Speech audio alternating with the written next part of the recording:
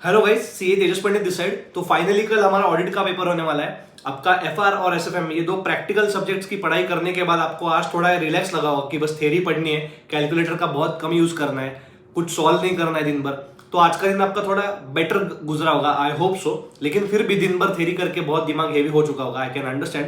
फिर भी ये वीडियो प्लीज एंड तक जरूर देखना। इस वीडियो में मैं आप लोगों को 5 टिप्स देने वाला हूँ कल के पेपर के लिए। ये वीडियो आप 1.5x पे भगाओ, आपका टाइम बहुत ज्यादा इंपॉर्टेंट है, लेकिन प्लीज एंड तक जरूर देखना। तो टिप नंबर 1 मेरा कॉमन होता है हर एक सब्जेक्ट के लिए कि आपको जो कंपलसरी क्वेश्चन है वो बिल्कुल भी रीडिंग टाइम जो मिलता है 15 मिनट्स उसमें नहीं देखना है, क्योंकि वैसे भी वो कंपलसरी है। वो देख के आपका टाइम वेस्ट मत करो।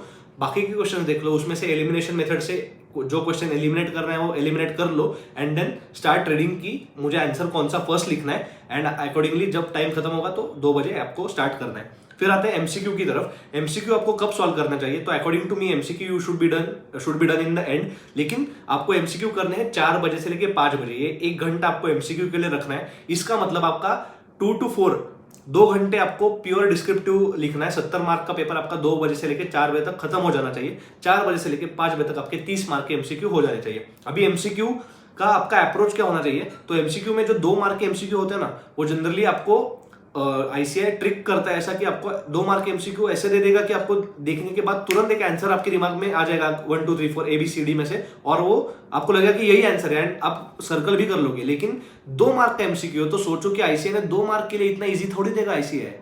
तो 2 मार्क के जो एमसीक्यू होते हैं ना वो लिटिल ट्रिकी होते हैं। तो 2 मार्क के एमसीक्यू आपको 2 बार पढ़ने, सिंपल लॉजिक है। 2 मार्क के एमसीक्यू आपको 2 बार पढ़ने। आई बेट यू कि आपको सेकंड टाइम आंसर अलग लगेगा, एंड जो सेकंड टाइम लगेगा ना वही सही आंसर होगा। जो पहले रीडिंग में लगेगा वो गलत होगा।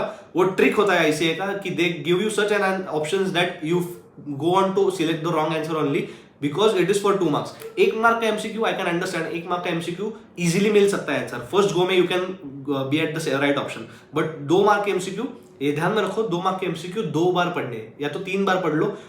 ट्रस्ट मी, फर्स्ट बार जो आंसर आएगा एंड सेकंड बार जो आंसर आएगा वो दोनों अलग होंगे, क्योंकि 2 मार्क्स का एमसीक्यू इज कॉन्सेप्चुअल, लॉजिकल है। 2 मार्क है उसके लिए, कम नहीं है, ठीक है।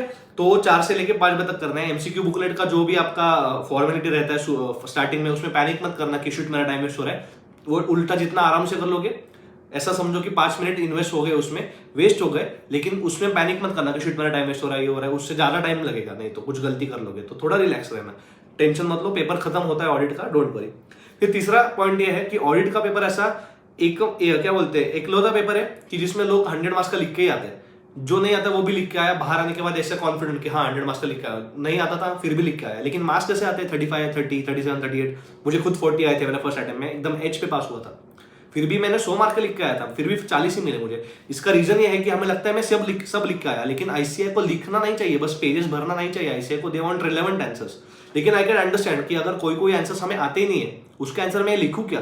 तो आप मन की बात करके आने वाले हो, तो मन की बात आपको करनी ही है, तो मन की बात करो, कोई प्रॉब्लम नहीं। लेकिन उसमें हमें auditing jargons, auditing words, phrases, कुछ तो technical words, standards on auditing ऐसे कोट करके आने, अकॉर्डिंग टू ऐसे 240, अकॉर्डिंग टू ऐसे 500, जो भी है प्लीज ये कोट करके आओ। ऑडिटिंग जार्गन्स यूज करो, ऑडिटिंग के वर्ड्स होते हैं, फ्रेज होते हैं, थोड़ा टेक्निकल लैंग्वेज लिख के आना। डे टू डे लैंग्वेज में जैसे इंग्लिश बोलते हैं वैसे लिख के मत आओ। हो सकता है एग्जामिनर आपको 0 मार्क्स देने वाला होगा, तो थोड़ा सा आपका लैंग्वेज देख के और the way you have constructed the sentences, he will give you 1 mark at least, and it can create a difference between 39 to 40।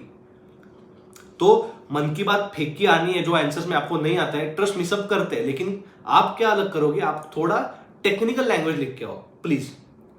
ऐसा लेमैन लैंग्वेज में मत लिख के आना ऊपर से कि हाँ लिख दिया कुछ, तो पेज भर दिया, पूरा पेज भरना ही है, लेकिन थोड़ा समझ गया ना, थोड़ा टेक्निकल वर्ड्स में लिख के आओ, जो एग्जामिनर इंप्रेस हो जाएगा उससे, ठीक है। फिर चौथा टिप ये है कि मेरा जब एग्जाम था फर्स्ट अटेम्प्ट जिसमें मैं फेल हुआ था, मुझे 40 आए थे ऑडिट में, लेकिन ओवरऑल अटेम्प्ट में मैं फेल हुआ था। उसमें मैंने 11:30 को ऑलमोस्ट गिव अप कर दिया था पेपर के दिन कि हो चुका है मेरा सब, लेकिन मैंने बैंक ऑडिट अभी तक किया नहीं था।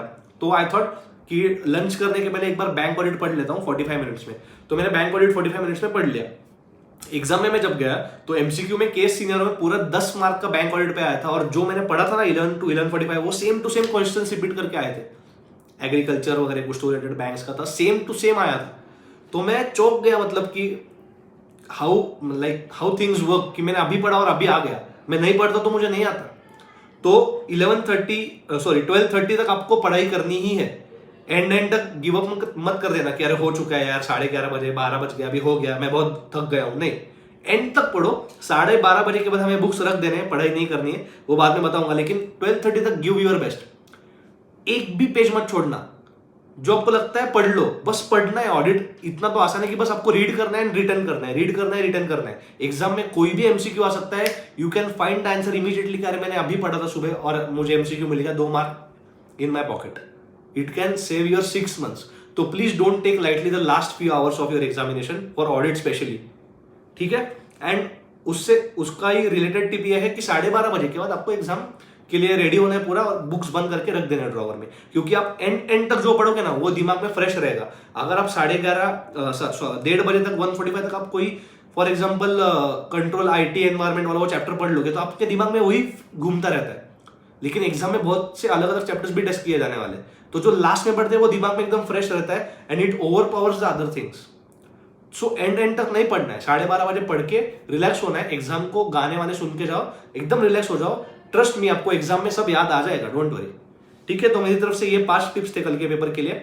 जैसे मैंने पहले की वीडियो में भी बताया कि पानी वानी रेगुलर इंटरवल्स पे पीना प्लीज, ब्रेन उससे अच्छा वर्क करता है। थोड़ा रिलैक्स रहना, कैडबरी वैडबरी लेके जा सकते हो दिमाग को स्टिमुलेट करने के लिए, ब्रेन स्टिमुलेट होता है कैडबरी खाने से, तो प्लीज वो भी चीजें कर सकते हो आप लोग। बाकी तो आपके एग्जाम स्टार्ट हो चुकी है, सो यू नो कि how the exam environment is. तो मेरी तरफ से इतना ही था। I hope you studied really well today and tomorrow you have still 5 to 6 hours with you still in hand. तो I wish you all the very best. भगवान है आपके साथ, आपकी मेहनत का पूरा फल आपको जरूर मिलने वाला है, ट्रस्ट मी। आपके हक के मार्क्स आपसे कोई नहीं छीन सकता है कल, तो बस आपको अच्छे से जाके डिलीवर करके आना है, ठीक है। तो I wish you all the very best for tomorrow's examination. Till then keep studying और हम मिलते हैं नेक्स्ट वीडियो में। Bye bye.